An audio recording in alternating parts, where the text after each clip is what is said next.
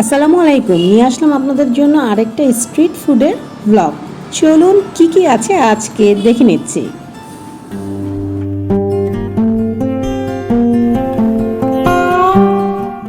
চলে আসলাম মোহাম্মদপুরের সলিমুল্লা রোডে। ইদানিং খুবই ভাইরাল হচ্ছে এই হটডগের শপটা, তো ভাবলাম এখান থেকেই শুরু করি, তারপর আস্তে আস্তে না হয় স্ট্রিট ফুডের দিকে আগাবো।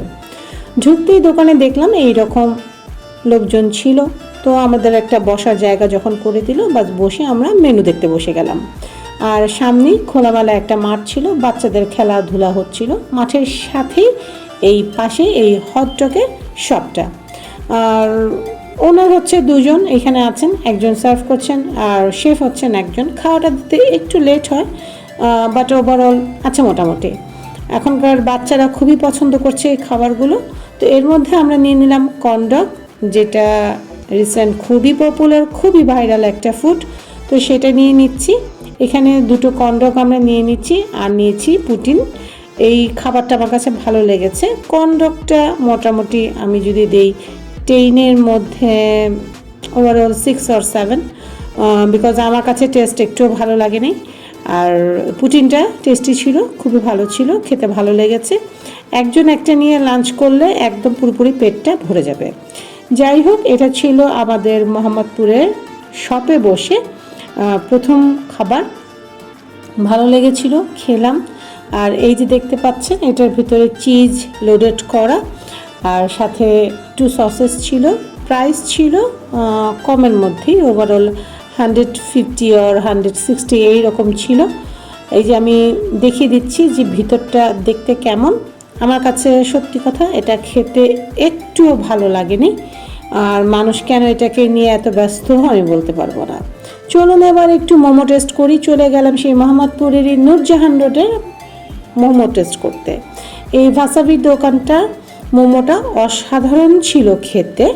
আশেপাশে অনেকই দোকান ছিল, বাট এই ওয়াসাবি দোকানটার মোমোগুলো খুবই টেস্টি ছিল। এদের ভ্যারাইটি আছে মোমোর, প্রত্যেকটা মোমোরই ভ্যারাইটি আছে। চিজ মোমো, তারপর মাশরুম মোমো, তারপর চিকেন মোমো, এই ধরনের ভ্যারাইটি মিক্স করে ওরা মোমোটা রেখেছে। প্রাইসও রিজনেবল, আপনারা 110, 20, 150, 170 এর মধ্যেই মোমোর প্রাইসটা থাকছে।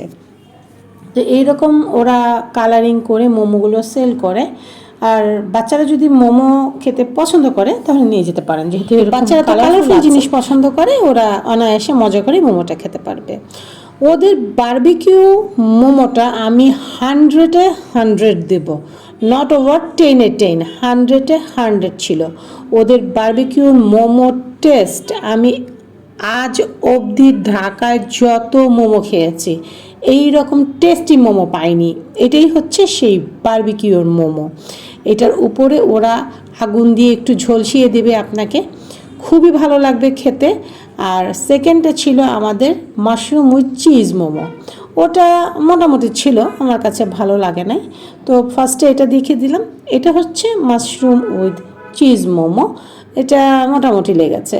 গেলে মাস্ট বি আপনারা এই বারবিকিউ মোমোটা ট্রাই করবেন, খুবই ভালো লেগেছে। এটা হচ্ছে আমার কথা, আমার মুখে টেস্ট হয়তো বা লাগতে পারে, আপনার মুখে হয়তো বা লাগতে নাও পারে, কিন্তু আপনি যখন যাবেন রিস্ক না নিয়ে আমার কথাগুলো একটু মাথায় রাখবেন। আর চলে আসলাম আবার সেই জামতলা মসজিদের এইখানে কাশ্মীরি বাটি চাটের দোকানে। এইটাকে খুঁজতে যে আমার ভাই কি সময় লেগেছে যে বলার না। যাই হোক, দের আয়াত দুরুস্তায় খেতে গিয়ে অসাধারণ লেগেছে, অসম্ভব মজার লেগেছে। গুজরাট যখন বেড়াতে গিয়েছিলাম তখন তো আমি আর ভ্লগ করতাম না, অনেক ছবি আছে আমার কাছে। ইনশাল্লাহ কোনো এক সময় ওই ছবিগুলো মিলিয়ে আমি ইন্ডিয়ার কোন কোন এরিয়াতে ঘুরেছি সেই সব নিয়ে একটা ভিডিও করে দেব। তো গুজরাটে এই বাটি চাটটা খেয়েছিলাম, আর এইখানে বসে সেই বাটি চাটের স্বাদটা পেলাম আমার দেশে। খুবই ভালো লাগলো। এই যে দেখতেই পাচ্ছেন বাটিটা ভেঙে খাওয়া যায়, উপরে চানা থাকে টক দই দিয়ে, খুবই মজাদার একটা স্ট্রিট ফুড এটা ছিল। আর স্পেশালি এটা আমার মনে হয় এখন এখানে নতুন, ঢাকা শহরেই নতুন এই বাটি চাটটা। তো ইনশাল্লাহ ট্রাই করবেন। এই যে আমি অ্যাড্রেসটা দেখিয়ে দিলাম, এই মসজিদটার নিচেই এই বাটি চাটের দোকানটা। আশেপাশে মোমো, চা অনেক কিছুই আছে। তো আজকে এই পর্যন্তই। সবাই ভালো থাকবেন। আল্লাহ হাফেজ।